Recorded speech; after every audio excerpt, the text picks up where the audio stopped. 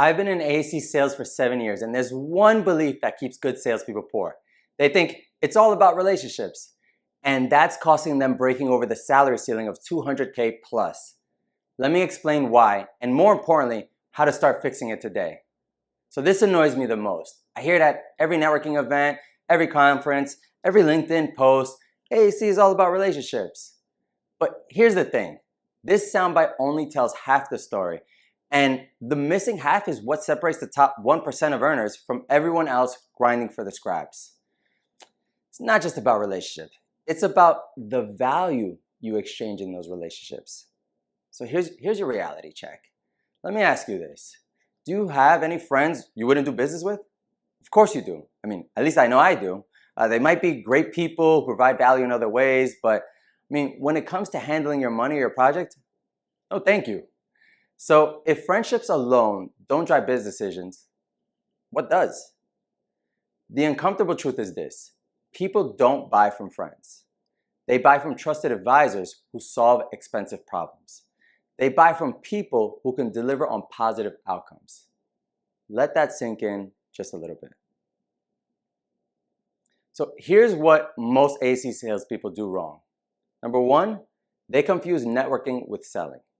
They show up to events, exchange business cards, talk about sports and weather, and they think they're building relationships. But they never talk shop. They never uncover problems. They never position themselves as problem solvers. This might work if you're in pure business development, where it's more marketing with long-term market entry goals. But if you have a quota every year, simply attending events, being friendly, and avoiding shop talk won't generate any revenue. Here's the second thing they do. They wait for relationships to mature. I see reps who've been building relationships with the same prospect for years without ever having any real business conversation. They're essentially professional acquaintances. I was in a meeting once and I heard a BD say that they went to Disney with a prospect and they both took their families. That's nice, but he wasn't getting any business from that relationship. And you might be thinking, it's not always about money, but it is. If you're spending your time and investing it outside of your personal and family time, you want to place it where you're going to get the highest return. Number three, they're competing on likability instead of value. When decision time comes, they're shocked when their friend chooses someone else based on the capability and results. Results is the name of the game. So let me give you a solution framework that can help you win more work. It's the RSVP method. Relationships, solve, value, and proof. Relationships are the foundation.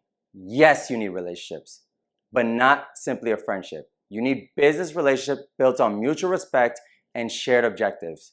This means build a list of the target accounts and people you want to work with, research their business challenges before you meet with them, develop a point of view on how you can help them. This will position you as someone who understands their world.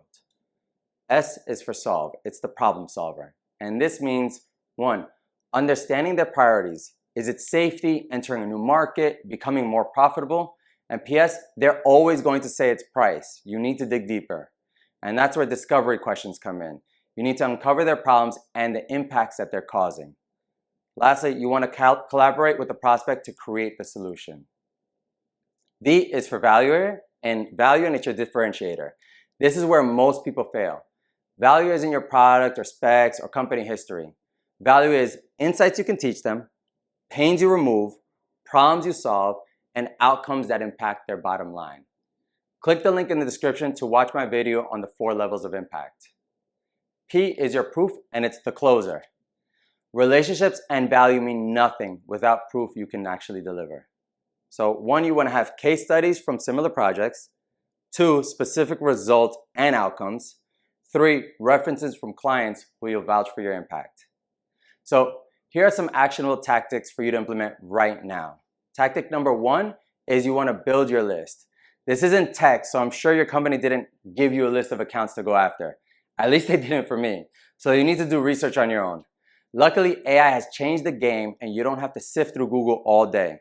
Your company should at least have an idea of who the customer is that buys from them, or else they just wouldn't have had the money to pay for your salary, right? So we're lucky to be alive in this era, and you can use ChatGPT to help you build your list. You want to plug in the prompt that I have in the description and use the characteristics of your ideal client to help ChatGPT create that list. Tactic number 2, you want to develop a point of view. Develop a point of view to engage high-level execs at the firm you're trying to break into, like a GC or engineering firm, and these are the ones that you're trying to break into. A point of view in sales is your hypothesis on how you can help a specific account achieve its top goals or overcome its biggest risk. It's not a pitch about your product, specs, or anything. Instead, it connects what you've learned about the customer through research and discovery with a unique way your company could create value for them. So in short, a POV is your educated perspective on the customer's business, tailored to them, and that shows why a conversation with you is worth their time. Execs don't get to where they are by giving everyone their time. Here's tactic number 3. When in the meeting with that exec, instead of asking, "How's business?" try a situation-based question. Here's one. Walk me through how you're currently handling process. So here's an example of that question. Walk me through how you're currently handling construction errors on your job site. Here's a second example of the question. What's the most important initiative you're working on? So you're looking to confirm or debunk your point of view through research. Many times you're going to start at the lower portion of the company so you can build your POV from conversations with employees at your target account. Here's tactic number 4. Run your first meeting with execs and principals. And here's a 5-step outline. You want to have an intro and you want to set the frame. You want to deliver your point of view. Then you want to run deep discovery with broad, then narrow questions. You're going to want to recap what you heard, and lastly, set clear next actionable steps. And here's your 5th tactic. Always have 3 stories ready. 1, a project where you save time. 2, a project where you save money. 3, a project where you prevented a disaster. And make them specific. Here's an example. We helped Consigli save $150,000 in general conditions by avoiding a 3-week demolition on their Midtown project. So here's the mental model that changed everything for me. Start thinking like a consultant. Vendors sell products, subcontractors sell services, consultants solve problems. Subs and vendors compete on price. Consultants command premium fees.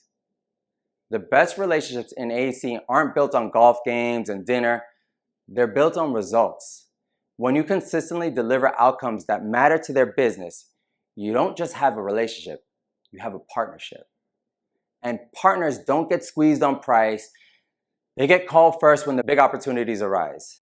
Look, I'm not saying relationships don't matter. They absolutely do. But relationship without value is just expensive networking. And value without relationships is just good marketing. You need both. But in AEC, where projects are complex and stakes are high, your ability to solve real problems will always trump how well you remember someone's kid's name. Top earners in our industry aren't the most likable people at the networking event. They're the ones prospects call when they're in trouble because they've proven they can deliver when it matters most, time after time. So here's your homework.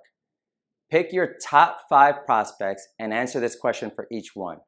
What expensive problem can I solve that they're dealing with right now? If you can't answer that question, you don't have a relationship problem, you have a value problem. And that's something you can fix starting today.